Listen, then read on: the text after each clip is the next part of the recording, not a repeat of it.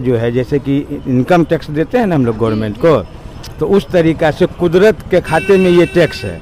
अब वो मिसाल के तौर पर 20,000 बने, 50,000 बने, 1 लाख बने, जो बनता है तो उतना परसेंटेज आपको निकाल के गरीबों में, उन गरीबों में देना है जो वाकई में मजबूर हैं, ताकि वो भी अपना ईद खुशी से मना सकें, अपने बाल बच्चों का कपड़ा पहन सके। 30 दिन पूरा होने के बाद जो महीने का आखिरी जुमा होता है उसको अलविदा कहते हैं जी। वो अलविदा के बाद आखिरी अलविदा उसको कहा जाता है। उसी के जब अलविदा ख़त्म हो गया, चाहे वो 2 दिन बचे, 3 दिन बचे, उसके बाद ईद। तो ईद जो है वो रमज़ान का तोहफ़ा है, यानी 30 दिन जो लोग रोज़ा रखते हैं उस रोज़े के एवज में अल्लाह पाक ने लोगों को ईद का एक तोहफ़ा दिए।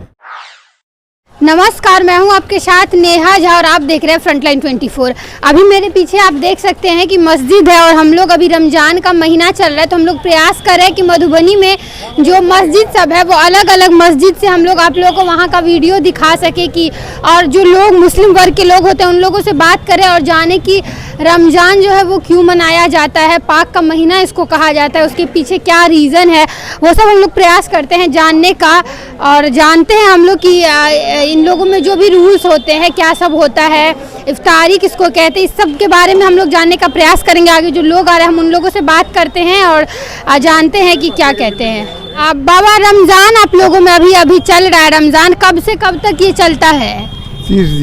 30 दिन चलता है जी। हाँ। ये समय जो है वो कैसे निर्धारित किया गया है कि इस दिन से चलना है और ऐसे शुरू होगा? झूठ मत बोलिए, सच में रहिए, ऐसे नहीं, किसी का चुगलखोरी नहीं कीजिए, किसी का हरामखोरी नहीं कीजिए, किसी गैर मौका औरत के साथ हाथ ऊपर आँख उठा के नहीं देखिए। हाँ, 5 वक्त नमाज जो हुआ उसको कायम किया, 5 वक्त नमाज पढ़िए। 5 वक्त नमाज पढ़ा जाता है? हाँ, 5 वक्त नमाज होता है ये नहीं। कौन कौन समय 5 वक्त नमाज का होता है? फजर में हुआ, अभी 12-1 बजे हुआ, 4 बजे भोर में, हाँ 4 बजे सुबह में, हाँ, 1 बजे दिन में हो गया ये, और 4 बजे हो गया असर का,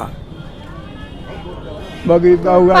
पाक का महीना कहा जाता है इसको, अगर बता सके कि क्यों पाक का महीना इसे कहा जाता है? आप आ जाइए, आप बता दीजिए।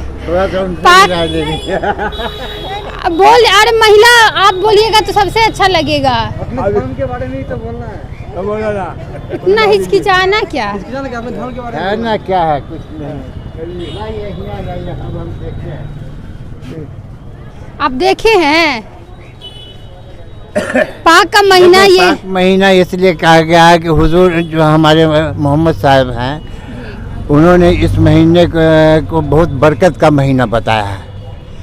12 महीना में ये 1 महीना बहुत इम्पोर्टेंट है, समझे, जिसमें कि आपको रोज़ा रखना है, सहरी खाना है, रात में उठ करके गीबत नहीं करना है, किसी को चुगली करना नहीं है, किसी के तरफ बुराई नज़र से नहीं देखनी है, कुरान पढ़िए, नमाज पढ़िए।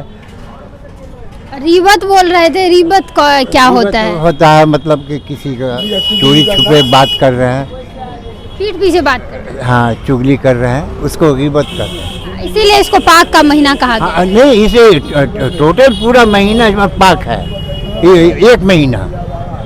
ईद जो होता है लास्ट दिन ईद मनाया जाता होगा। हाँ, इसके 30 दिन के बाद या चांद पर डिपेंड करता है, चांद पर डिपेंड करता है, जिस दिन चांद निकलता है 29 का होगा, ये चांद पर डिपेंड करेगा ईद का। अच्छा, जिस दिन चांद वो निकलता है उस हिसाब से होता है ईद। तो हमारे यहाँ हर चीज़ चांद के हिसाब से है। अच्छा, मतलब आप लोगों के इसमें हर मतलब ज़्यादा जो भी आप लोग का सेलिब्रेशन होता है वो चांद से रिलेटेड ही होता है। पर्व त्योहार जो भी होगा वो चांद पर ही डिपेंड होगा, चांद पे ही डिपेंड होता है। जी, ईद के दिन क्या सब किया जाता है अगर बता सके? ईद के दिन क्या है, खुशबू लगा के आइए, मतलब अतर लगा के आइए, मीठा सेवई खा के आइए, घर से कुछ मीठी चीज़ खा करके घर से निकलना है, समझे। अतर लगा के मस्जिद में आइए और उसमें परवरदिगार को याद कीजिए, नमाज का टाइम होगा, नमाज पढ़िए, गले गले मिलिए, नमाज पढ़ने के बाद उसके बाद एक दूसरे को बधाई देते हुए अपने अपने घर जाइए। ये आप लोगों का चल रहा है रमज़ान, कुछ हमें रमज़ान के बारे में बताइए कि कैसे क्या ये रमज़ान होता है, किस प्रकार आप लोगों का ये विधि विधान रहता है? देखिए, रमज़ान एक पवित्र महीना है, इस महीने में 30 दिन का रोज़ा होता है और लोग सुबह 4 बजे करीब सहरी खा के सो जाते हैं और उस समय से लेके शाम के 6 सवा 6 बजे तक लोग रोज़ा रखते हैं। उसमें पानी तो दूर की बात है, अपना थूक भी नहीं घोंट सकते हैं और इबादत करते हैं। अपने लिए, अपने परिवार के लिए, अपने मुल्क के लिए दुआ करते हैं, अमन शांति के पैगाम के लिए दुआ करते हैं। और 30 दिन पूरा होने के बाद जो महीने का आखिरी जुमा होता है उसको अलविदा कहते हैं जी। वो अलविदा के बाद आखिरी अलविदा उसको कहा जाता है। उसी के जब अलविदा ख़त्म हो गया, चाहे वो 2 दिन बचे 3 दिन बचे, उसके बाद ईद। तो ईद जो है वो रमज़ान का तोहफ़ा है, यानी 30 दिन जो लोग रोज़ा रखते हैं उस रोज़े के एवज में अल्लाह पाक ने लोगों को ईद का एक तोहफ़ा दिए हैं। ईद और बकरीद ऐसा एक नमाज है जो सुबह ही होता है, उसका टाइम ही सुबह मुकर्रर है। और रमज़ान में ज़कात, खैरात, सदका, फितरा ये सब फ़र्ज है देना। अगर हम, ये मेरा कारोबार है तो मेरे पास अगर 20 लाख का पूंजी है और उस पर अगर कर्ज नहीं है तो उस 20 लाख का जो है, जैसे कि इनकम टैक्स देते हैं ना हम लोग गवर्नमेंट को, तो उस तरीक़ा से कुदरत के खाते में ये टैक्स है। अब वो मिसाल के तौर पर 20,000 बने, 50,000 बने, 1 लाख बने, जो बनता है तो उतना परसेंटेज आपको निकाल के गरीबों में, उन गरीबों में देना है जो वाकई में मजबूर हैं, ताकि वो भी अपना ईद खुशी से मना सकें, अपने बाल बच्चों का कपड़ा पहना सके, खुशी के साथ सब एक साथ एक तरीक़ा से ईद मना सके, उसमें कोई छोटा बड़ा महसूस नहीं हो। तो यही ईद का मेन रमज़ान का पर्पस है।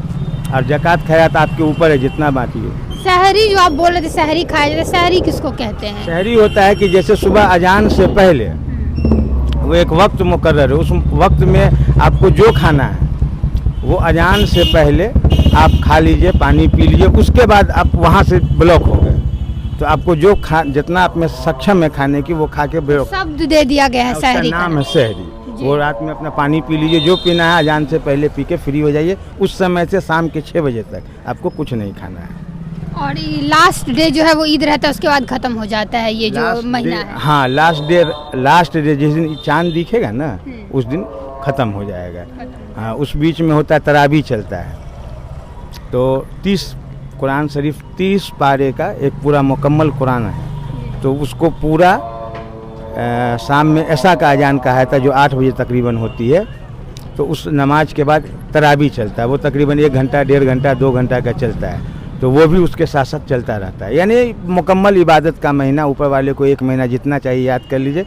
अब ऊपर वाला उसको कबूल करे नहीं करे उसकी मर्जी है। अगर कम शब्दों में आपसे पूछना चाहे कि कुरान जो होता है उसमें क्या सब आखिर रहता, क्या सब है, किस सब चीज़ के बारे में दिया गया रहता है? इसमें सबसे बड़ी चीज़ है आप क्या हैं, आपका मजहब क्या है, आपको किस लिए पैदा किया गया, आप बुराई से बचिए, अच्छाई की तरफ जाइए, अपने पड़ोसी के हक हुकूक का ख्याल रखिए, गरीब मिस्कीन का ख्याल रखिए, अपने नबी पैगंबर जो, देखिए 2 चीज़, एक चीज़ हम महत्वपूर्ण बताते हैं, जो माँ के कोख से पैदा हुआ है वो ईश्वर नहीं हो सकता है, वो अवतार हो सकता है। तो पैगंबर अवतार हैं। तो पैगंबर का जो मैसेज कुदरत ने उनको दे के भेजा है हमारे बीच, किसी का बुराई नहीं कीजिए, किसी का गिला शिकवा नहीं कीजिए, किसी को नाहक सताइए नहीं, अपने पड़ोसी के हक हुकूक का ख्याल रखिए। ये सारी चीज़ उसमें पैगाम ऐसा है जो सब कंप्लीट कुरान शरीफ एक वो किताब है जिसमें आप पढ़ लीजिएगा तो पूरे जीवन अगर उस पर अमल कीजिए, अमल करने के ऊपर, कोई भी धर्म का किताब में अशांति का लफ्ज़ कहीं नहीं होगा, सब में शांति का पैगाम है। अशांति का लफ्ज़ धरती पर हम आप फैलाए हैं। तो कोई भी धार्मिक किताब के अंदर कहीं भी अशांति आपको नहीं मिलेगा, किसी से लड़ना झगड़ना गाली देना, वो कोई धर्म में नहीं है। बस उसी आधार पर ये भी है, वो हिंदू हो या कोई धर्म, हिंदू मुसलमान सिख ईसाई पंजाबी जैन बौद्ध कोई भी धर्म हो, सब धर्म अमन का पैगाम देता है और ये भी अमन ही का कुरान शरीफ पैगाम देता है। कहीं ना कहीं जो पढ़े लिखे लोग हैं ये चीज़ समझते हैं कि शांति में ज़्यादा विश्वास रखना है ना। हम झगड़ा करेंगे तो आपसे मेरा मोहब्बत खत्म हो जाएगा, आप हमको देख के मुँह फेरेगा, हम आपको देख के मुँह फेरेंगे। लेकिन आपके बीच के हमारे बीच एक प्रेम भाव रहेगा तो आप चलते चलते भी पूछ लिया क्या भाई ठीक हैं आप, हम भी पूछ रहे क्या बहन आप ठीक हो, तो यही ना हुआ। तो पैगाम, मोहब्बत का पैगाम दुनिया का सबसे बड़ा पैगाम है और ये पूरी दुनिया में फैलनी चाहिए। महीना जो है वो पाक का महीना क्यों कहा जाता है और कुरान में क्या सब चीज़ें दी गई है अल्लाह के द्वारा कि क्या सब होता है उसमें। और कितनी अच्छी बात कही है कि हिंदू और मुसलमान कोई भी हो, अगर कहीं ना कहीं ये चीज़ सही लिखा गया है कि जो पढ़ते हैं उन्हें कभी हम लड़ते हुए नहीं देखते और जो लड़ते हैं उन्हें हम कभी पढ़ते हुए नहीं देखते। तो जो सही बात है, जो अगर पढ़ रहे हैं वो लोग जिनके पास ज्ञान है इस चीज़ का, वो कभी भी नहीं चाहते हैं कि अशांति हो, हमेशा चाहते हैं कि शांति बना रहे। और चाहे वो कुरान आप ले लीजिए या गीता ले लीजिए, उसमें कभी कहीं भी लड़ाई झगड़ा नहीं लिखा रहता है, बल्कि शांति रहे और प्यार लोगों में बना रहे वही लिखा रहता है। फिलहाल के लिए इतना ही, मिलेंगे हम लोग किसी और नए खबरों में। तब तक के लिए आप बने रहिए हमारे साथ और देखते रहिए फ्रंटलाइन 24। बहुत बहुत धन्यवाद।